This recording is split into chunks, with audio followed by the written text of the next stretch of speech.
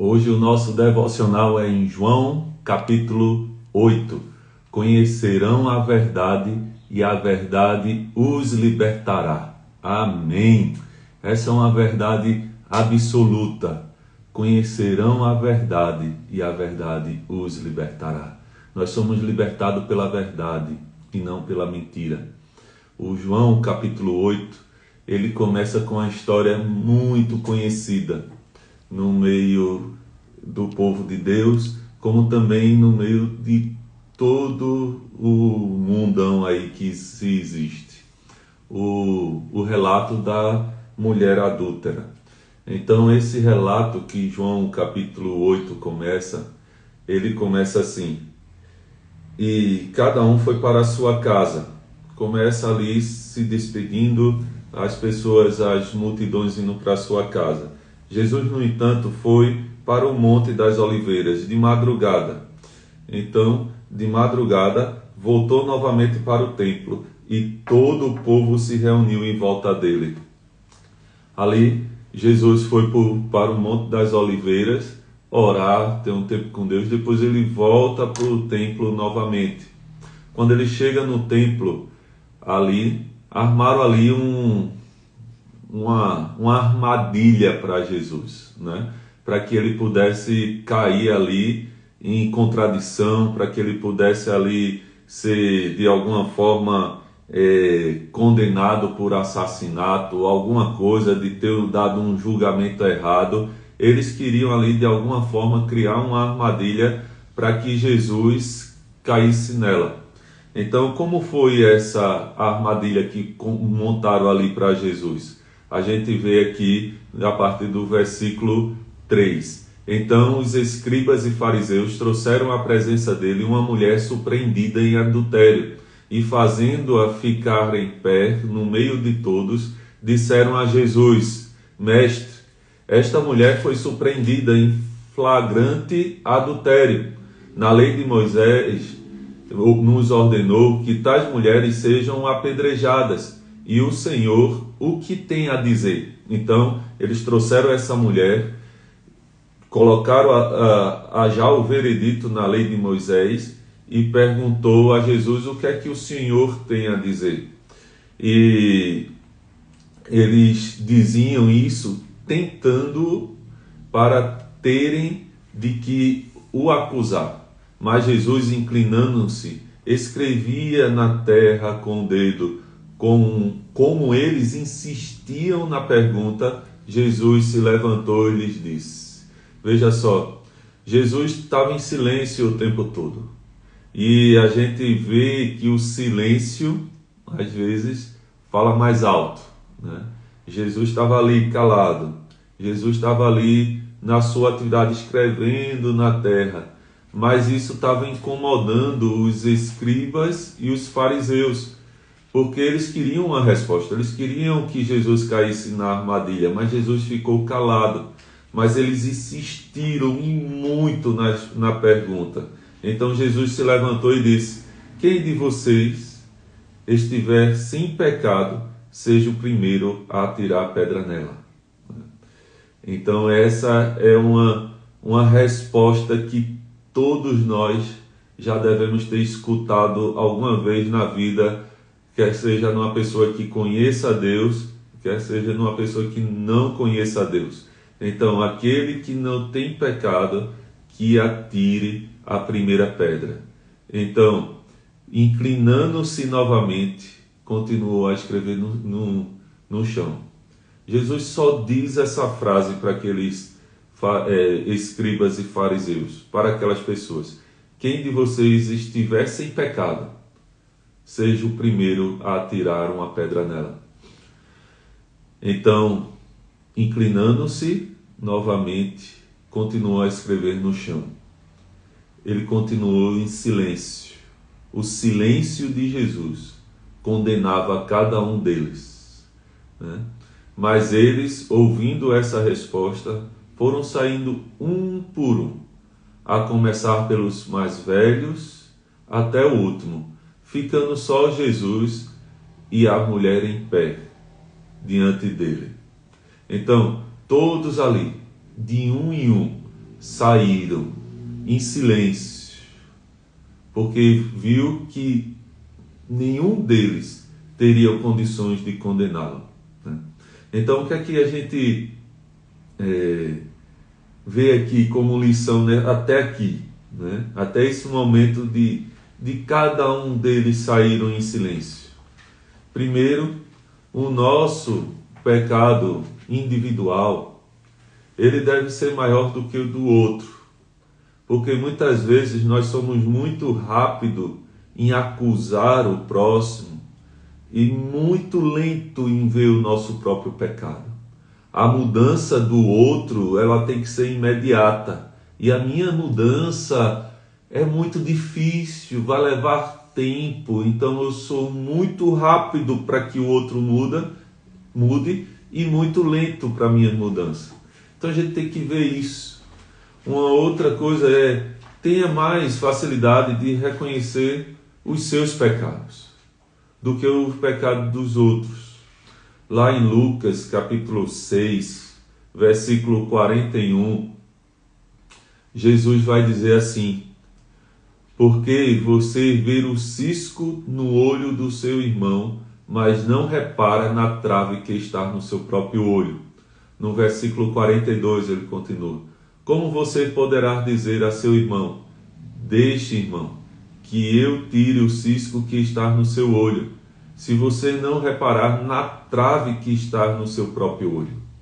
Hipócrita. Jesus chama essas pessoas que são rápidas em condenar o próximo, rápidas em ver o pecado do próximo, mas muito lento em reconhecer o seu pecado e muito lento em abandonar o seu pecado. E ele diz assim: hipócrita, tire primeiro a trave do seu olho, e então você verá claramente para tirar o cisco que está no olho do seu irmão. Então, a gente tem que ter cuidado, meus irmãos, porque nós somos muito rápidos no julgar e muito lento para se autoavaliar. Então, Jesus, aquelas pessoas se despediram, cada uma foi para o seu lugar. Então, Jesus, ficando de pé, só Jesus e a mulher diante dele. Levantando-se, Jesus perguntou a ela: mulher, onde estão eles? Ninguém condenou você?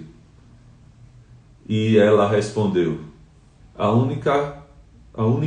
as duas palavras que essa mulher disse aqui em todo o texto: ninguém, Senhor. Ninguém, Senhor.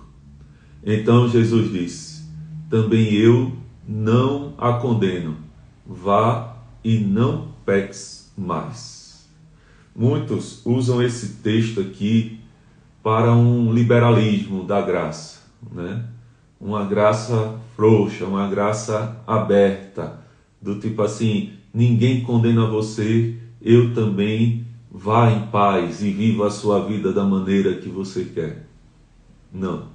A gente observa aqui duas coisas. Jesus só não diz assim: também eu não a condeno, vá. Jesus diz assim: vá e não peques mais. Jesus está aqui trazendo para aquela mulher a condição dela de pecado e a condição dela de não pecar mais, de caminhar com Jesus, na graça de Jesus, não agora na abundância de pecado, mas na superabundância da graça. Porque onde operou o pecado, superabundou a graça, né? Já não vivo mais no pecado, mas vivo pela graça de Deus, a vida que nós temos agora. E essa mulher diz aqui: ninguém, Senhor. Essa mulher, ela reconheceu que Jesus é Senhor. O Senhor aqui está com S maiúsculo, Senhor. Ninguém, Senhor. Então, aquele que reconhece que Jesus é Senhor sobre sua vida, que Jesus agora tem um domínio do tipo, ela chegou e disse assim: o Senhor tem a minha vida em tuas mãos. A minha vida está em tuas mãos. Ninguém me condenou, mas tu estás aqui E tu poderias me condenar, mas tu não me condenaste. Tu, de todos estes, era o único que poderia atirar a pedra em mim, mas não atirou. Então não tenho para onde ir, que o Senhor é quem me libertou. E Jesus liberta aquela mulher e diz assim: não peques mais. E é assim que Jesus faz conosco. Quando nós o reconhecemos como o Senhor da nossa vida, como o Salvador da nossa vida, Ele os meus pecados sobre Ele pagou a minha dívida para nos dar a liberdade. E agora eu não uso essa minha vida agora não no pecado, mas livre do pecado. Não que eu deixei de ser pecador, mas eu não sou mais escravo do pecado. Como esse texto vai desenrolar, esse capítulo. Se você parou para reler João, começando lá do capítulo 1, se você vem acompanhando aqui os nossos devocionais, a gente vai vendo que cada capítulo, cada momento tem um acontecimento, e depois desse acontecimento vem um ensinamento. Nós temos ali no começo do livro de João, ele falando a respeito do verbo, esse verbo que estava com Deus e veio com Deus e que foi anunciado por João Batista. No capítulo 3, ele já vai dando o encontro com Nicodemos. E esse encontro com Nicodemos, Jesus foi tratando ali do novo nascimento, a nova vida de Cristo Jesus. No capítulo 4, ele foi e se encontrou com a mulher samaritana de água viva. Ele é uma água a jorrar. Ele, quem beber da 5, ele vai curando ali o paralítico no tanque lá que o anjo vinha e agitava a água para que fosse curado. E Jesus usa aquilo ali para falar da autoridade, da multiplicação dos pães. E Jesus vai falando ali que ele é o pão da vida. Ele tem quem experimentar daquele pão dele nunca mais terá fome. Então Jesus, ele é água, ele é pão, e agora ele vai falando aqui nesse capítulo 8 que ele é a luz do mundo, a luz que ilumina o mundo. Ou seja, Jesus é aquele que nos supre, Jesus é aquele que nos sacia, e Jesus é aquele que clareia o nosso caminho. Jesus é aquele que ilumina os nossos caminhos. Aquele que estavam em trevas, viram grande luz. Então Jesus vai falando a luz do mundo. No versículo 12, de novo Jesus falou dizendo: eu sou a luz do mundo. Quem me segue não andará nas trevas. Pelo contrário, terá a luz da vida. Então Jesus não anda, quem encontra com Jesus, quem recebe Jesus como o Senhor da sua vida, não anda em trevas, mas anda na luz. Não anda condenando, mas anda arrependido. Nós não condenamos, nós nos arrependemos dos nossos pecados. E quando nós nos arrependemos do nosso pecado, o nosso caminhar é no caminhar na luz, caminhar na graça de Deus, caminhar segundo Jesus quer, porque ele diz aqui no versículo 14, Jesus respondeu: ainda que eu dê testemunho a respeito de mim mesmo, o meu testemunho é verdadeiro, porque sei de onde vim e para onde vou, mas vocês não sabem de onde venho, nem para onde vou. Vocês julgam segundo a carne, eu não julgo ninguém. Jesus está dizendo aqui para os escribas e fariseus, dizendo assim: eu sei quem eu sou, eu sei para onde vou, eu sei quem é meu Pai.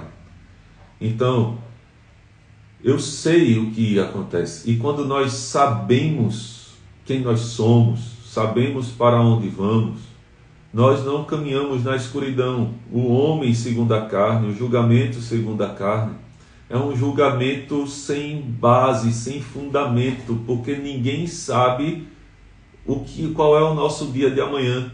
Ninguém sabe para onde nós estamos indo, para onde nós vamos. Ninguém sabe. Na carne, ninguém sabe, porque a carne é pecadora. Então, através de quando Jesus é Senhor da nossa vida, nós passamos agora a viver a vida de Cristo. Porque Ele diz, eu sou o caminho, eu sou a verdade, eu sou a vida. Ninguém vai ao Pai a não ser por mim. Então Jesus está dizendo claramente, eu sei para onde eu vou, eu sei de onde eu vim, e quem estiver comigo, eu não julgo ninguém, eu levo as pessoas ao Pai, né? Porque o julgamento vem do seu próprio, da sua própria condenação. O mundo já está julgado, nós já estamos julgados. Mas Jesus não veio para julgar. Nós vimos isso em João capítulo 3, versículo 17. Eu não vim condenar o mundo, porque o mundo já está condenado. Eu vim para salvar. Jesus veio nos salvar. Paulo vai dizer isso lá em 2 Coríntios capítulo 5, que Deus estava em Cristo reconciliando consigo o mundo e não imputando aos homens os seus pecados, mas purificando o homem dos seus pecados. Então Jesus vem usando essa história da mulher adúltera para mostrar para mim e para você que há um Senhor que pode nos condenar, que pode cobrar a dívida que nós temos do pecado, mas Ele tomou sobre si essa dívida. E por causa disso, Ele nos libertou, não para viver a vida agora que eu quero viver, mas para viver a vida agora que Ele tem para que eu viva. Então eu vivo agora a vida de Cristo Jesus. Já não vive mais eu, mas Cristo vive em mim. E quando a gente experimenta isso, a vida ela é mais leve. A vida ela é na luz. A vida ela tem mais sentido, porque agora você sabe para onde está indo. Você não está à mercê do julgamento. Você não está o tempo todo com um processo sendo aberto com você, aquela sensação de que em algum momento eu vou ser preso, eu vou ser escravizado, eu vou ser condenado. Mas pelo contrário, Jesus nos livra desse peso, dessa condenação, dessa sensação. Porque se você permanecer em mim, ele vai dizer isso no versículo 30 e 31. Então Jesus disse aos judeus que haviam crido nele: se vocês permanecerem na minha palavra, são verdadeiramente meus discípulos e conhecerão a verdade, e a verdade os libertará. Então, permanecendo na luz, permanecendo em Cristo, a verdade nos liberta.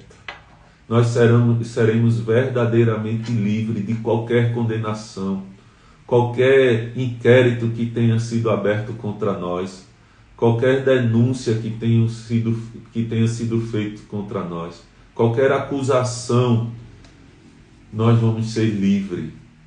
Nós não vamos se esconder agora, mas agora nossa vida vai estar na luz.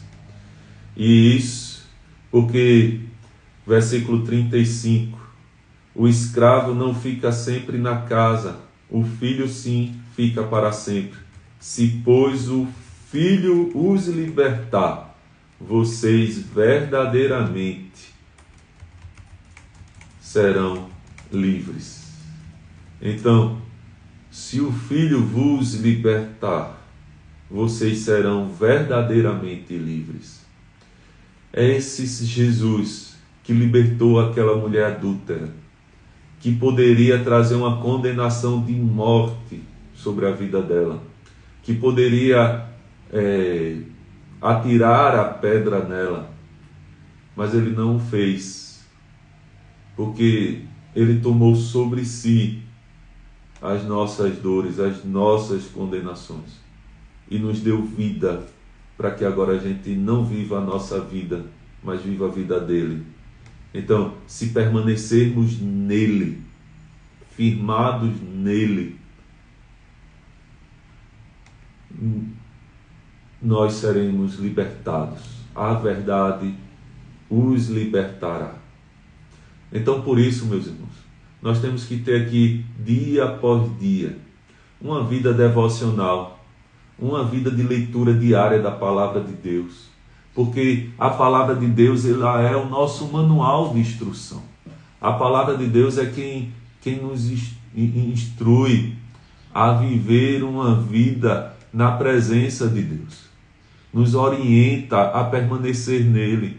Uma vida de oração não é alinhar o coração de Deus com o meu, para que ele realize a minha vontade, mas é alinhar o meu coração com o de Deus, para que seja feita a vontade dele, assim na terra como no céu.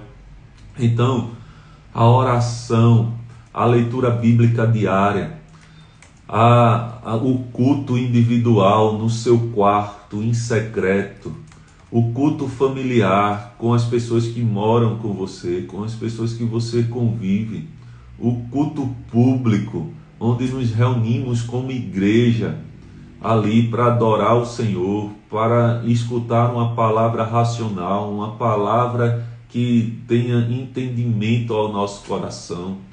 Essas coisas fazem com que nós sejamos libertados do império das trevas e colocados na luz, porque Ele é a luz do mundo. E nessa luz que nós devemos caminhar, porque há aí no mundo essa carne, esse julgamento segundo a carne. Se você é rápido para julgar as pessoas, você está julgando segundo a carne. E quem comanda a carne, Jesus vai dizer aqui, dizendo, vocês, para aqueles, porque vocês não compreendem a minha linguagem? É porque vocês são incapazes de ouvir a minha palavra. Veja só, Jesus está dizendo, olha, vocês não têm discernimento para isso, porque vocês são incapazes de ouvir a minha palavra. Vocês são do diabo, que é o pai de vocês, e querem satisfazer os desejos dele. Ele foi assassino desde o princípio e jamais se firmou na verdade, porque nele não há verdade. Quando ele profere mentira, fala do que lhe é próprio. Ele está falando aqui de Satanás, que ele nunca teve comprometimento com a verdade. E quando ele fala mentira, ele fala daquilo que ele é. Porque é mentiroso e pai de quê? Pai da mentira. Então, ele está falando aqui, olhe, Satanás é o pai da mentira. Satanás é o enganador. Satanás vive nas trevas, enganando. Então, ele traz um contraste aqui da luz, porque ele é luz. Não há nele trevas. Jesus é luz. E a verdade liberta. A mentira aprisiona. Então não vivam uma vida de mentira, mas vivam uma vida na verdade. Versículo 51, em verdade lhes digo que se alguém guardar as minhas palavras, não verá a morte eternamente. Entretanto, vocês não o conhecem, eu porém o conheço. Se eu disser que não o conheço, serei como vocês mentiroso, mas eu o conheço e guardo a sua palavra. Ele está falando aqui dessa vida com Deus, que ele conhece, essa vida eterna da onde ele veio, e ele vai voltar para junto do Pai. E Jesus respondeu, se eu glorifico a mim mesmo, a minha glória não é nada. Quem me glorifica é o meu Pai, o qual vocês dizem que é o Deus de vocês. A nossa vida, nós temos que viver na verdade. Nós temos que viver na presença de Deus, na luz. Ele é aquele que nos liberta. Ele é aquele que nos dá vida. O nosso comprometimento é permanecer na verdade. Nosso comprometimento não é com a mentira. A verdade é Cristo. O pai da mentira é Satanás. Mas nós só conseguimos nos libertar da carne, do poder da mentira, quando nós reconhecemos Jesus como Senhor no nosso coração. Quando nós entregamos a nossa vida a Jesus Cristo. Quando nós entregamos assim, aquela mulher disse: ninguém me condenou, Senhor. Aquela mulher colocou a vida dela nas mãos de Jesus.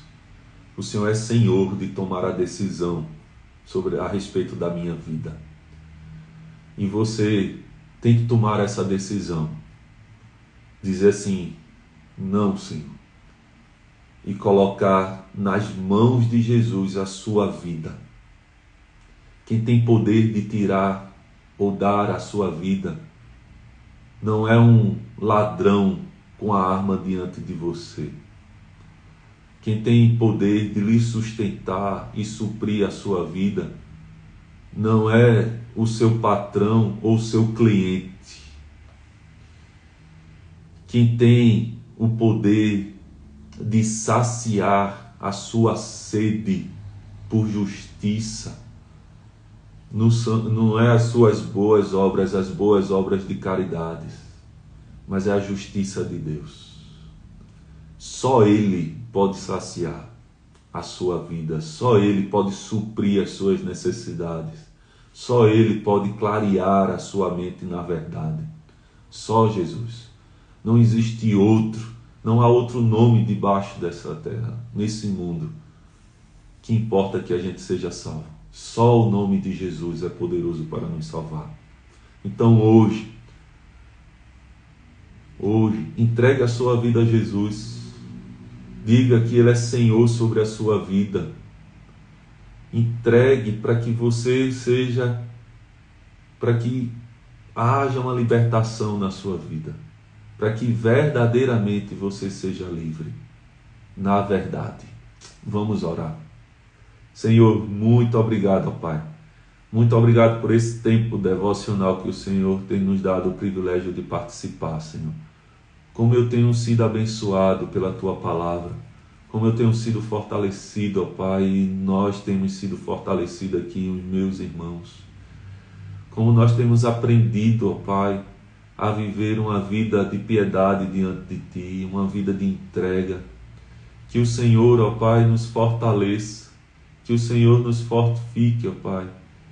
Que o Senhor venha nos abençoar e nos instruir na verdade, ó Pai.